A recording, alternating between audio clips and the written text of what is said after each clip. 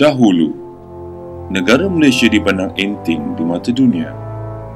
Tahap pembangunan, ekonomi dan infrastruktur bergerak dengan perlahan.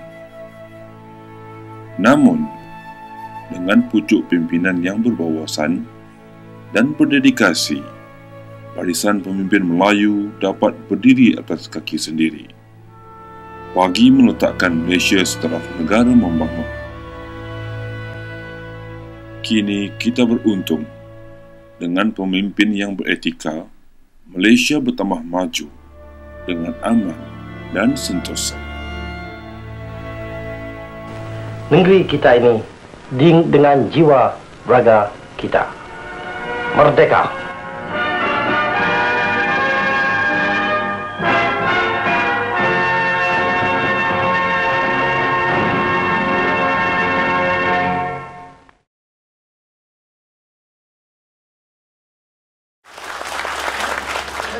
Perubahan. Orang kata Sabah pendidikan rendah, Sabah miskin, Sabah rakyat kalau bagi wang sikit dia terbalik.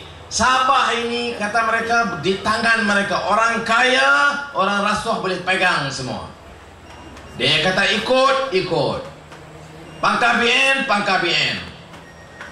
Jangan baca. Jangan pergi dengan ceramah, jangan negeri ceramah. Dia kata orang Sabah begitu, jadi dia yakin orang Sabah akan sokong BN.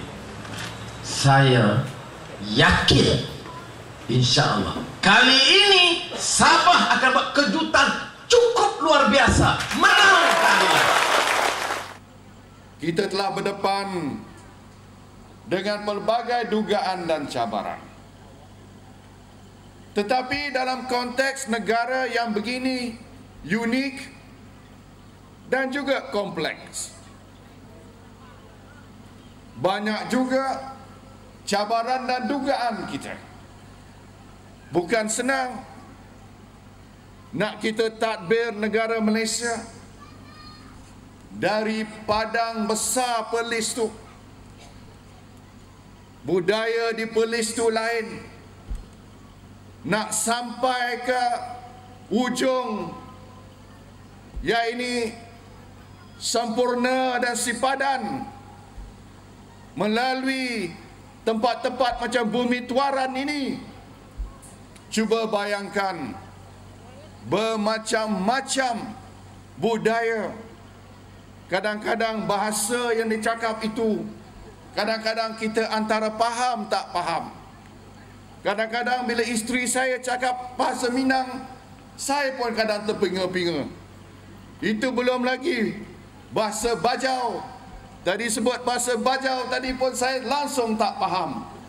Tetapi waima bahasa kita sebut, kita faham satu, yakni kita bersatu padu di bawah lambang Barisan Nasional.